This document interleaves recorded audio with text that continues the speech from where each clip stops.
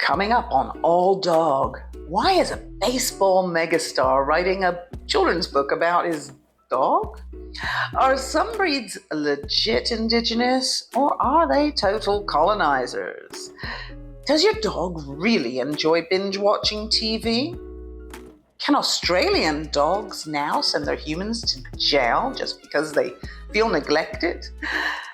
And how terrifying is it that military dogs are now working with drones? Well, let's get into it. How do I get my dog a book advance? Because, yes, baseball's golden boy, Shohei Ohtani, has written a children's book about his dog. And not just any dog, a Dutch breed called a Kooikerhondje, which sounds like something you shout after stubbing your toe. The book is called Decoy Saves Opening Day, and it stars Ohtani's real-life dog, Decoy, who, in the story, forgets his lucky baseball at home and has to race back to get it in time to throw the first pitch. Which honestly is kind of relatable. I mean, who among us hasn't shown up at a big event, looked down and realized we've forgotten our metaphorical balls? The book shows a cartoon Decoy next to Ohtani in full uniform. And I'm not saying it's propaganda, but it definitely says, here's an elite athlete and a wholesome dog. Buy this or you're a bad parent. Now, Ohtani's a legend. He's the first player in history to be named an all-star as both a pitcher and a hitter. He hit 50 homers and stole 50 bases. Now, apparently he wants to complete the triple crown of fame: athlete, icon, and children's author. What's next? A reality show called Fetching with the Stars, a sequel where Decoy joins the Navy SEALs. And yes, proceeds go to dog charities, which makes this technically untouchable. It's like if Mr. Rogers did a collab with Beyonce. There's nothing to criticize, and I kind of hate that. Still, Decoy seems absolutely lovely.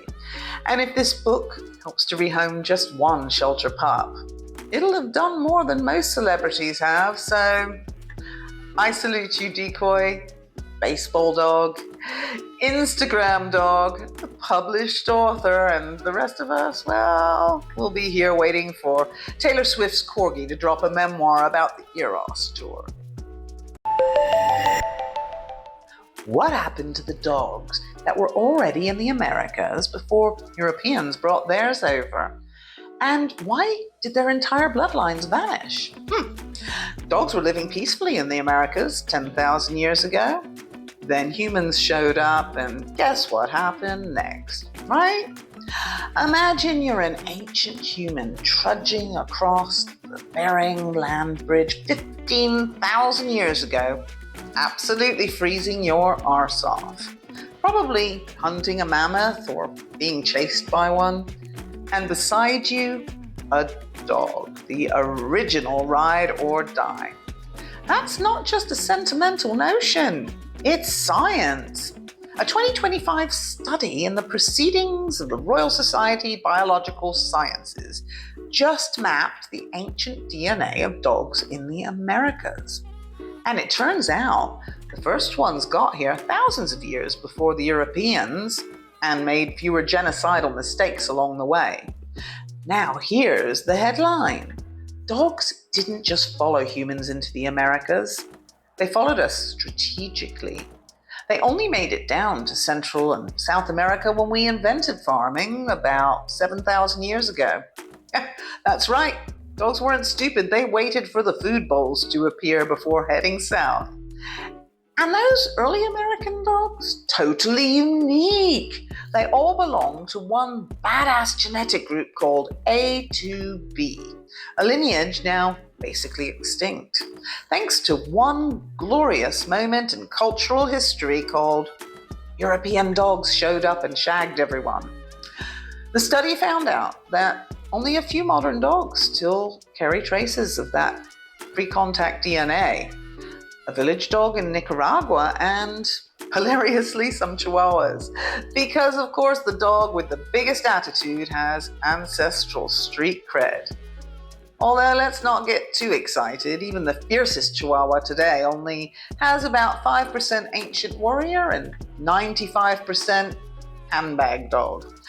Now, why does this matter to dog owners today? First, it's a massive flex for anyone who owns a chihuahua. Second, it's a reminder that dogs, much like humans, were shaped by migration, agriculture, and colonization. Unlike humans, however, they didn't start smallpox epidemics or invent Catholic guilt. Also, let's pour one out for all the Native American dog breeds that didn't survive colonization. Europeans didn't just wipe out people, they wiped out entire dog lineages. That's the dog version of cultural erasure, and no one's doing a Pixar film about that, are they? So next time someone tells you dogs just love humans unconditionally, remember, they made strategic migratory decisions based on food, climate, and economic development. They were furry little social climbers with better planning than most empires. Honestly, the more we study dogs, the more obvious it is. They didn't adapt to live with us. We adapted to live with them. Is your dog watching TV for fun, or is it something deeper?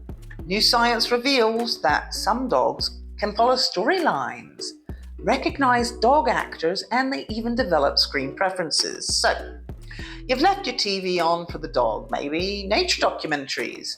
Maybe it's that cooking show where everyone yells in French, and you tell yourself they like it. It keeps them company. But do they actually watch it? New research says, kinda. And it's weirdly personal. Over 88% of dogs studied showed some kind of reaction to TV. No, not to you yelling at Netflix, but to what was actually on the screen. And guess what they love the most? Other dogs, of course, not humans, not toys, not the ghost of Steve Irwin, just other dogs. Turns out there's two main types of canine TV watchers. The art critic just watches, still intense, judging. And the lunatic sprints off screen chasing whatever just ran out of frame. What makes the difference?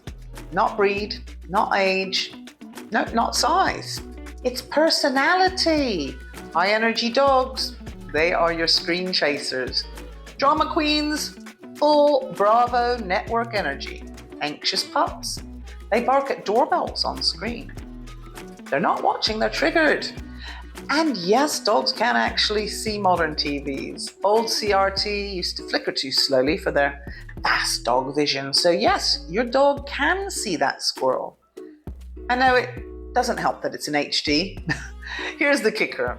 Dogs might even copy your emotions during TV time. So if you yell during football or sob during a rom-com, your dog's watching you watching TV and making decisions, like some furry little Metacritic. So if your dog has a thing for planet Earth or seems personally offended by Gordon Ramsay, now you know. It's not just TV, it's content curation with T. Does every dog deserve 3 hours of your time a day? Imagine a law that makes you spend at least 3 hours a day with your dog. Would you ace it or get called out for emotional neglect? So the Australian Capital Territory has proposed a law saying every dog deserves 3 hours of human contact a day. 3 whole hours. And yes, Australians are finally enforcing a minimum standard for what every dog really calls barely acceptable. Let's break this down. That's 180 minutes. It's like one solid walk, one guilt-fueled cuddle, and ignoring your dog while you doom scroll. But the idea isn't just about time, it's about quality. Because dogs aren't ticking off hours like they're charging you billable cuddle time. No, they want meaningful interaction. Some dogs want to run a marathon. Others just want to sit on your feet while you cry into a burrito, which might just be me. Anyway, both are valid. This law, while kind of unenforceable really, what are they going to do? Audit your belly rubs? It's part of a bigger conversation. Dogs are sentient. They get depressed, lonely, bored. Depressed like we do when we think we aren't giving our dogs enough attention, really. And here's the twist. We did breed them that way. Wolves didn't want snuggles from us. No, we spent 10,000 years making wolves into codependent weirdos who panic when we go into the bathroom without them. So ACT is just saying you made the bed, lie in it with your dog for 3 hours and maybe play fetch or watch true crime together, whatever. Because, come on, if you're not willing to give a dog some time every day, maybe just don't get one. What if I told you that the French military trained a dog to use a drone and that it actually works? And no, this isn't a Disney movie, it's real and mildly terrifying. France, the land of wine, cheese, and apparently now drone operating dogs. Yeah, meet Peyo. He's not a bartender, not even an influencer. He's a Belgian Malinois working for the French Air and Space Force. He's the first dog trained to carry out remote guided recon using a drone. That's right. While your dog's still eating drywall, Peyo's out there running aerial support missions. This isn't even science fiction, it's happening. French handlers used a top secret training method to get Peyo to follow drone guidance from 300 meters away. He tracks, he searches, he returns signals. Basically, he's the canine version of Jason Bourne, but with better instincts and much less emotional baggage.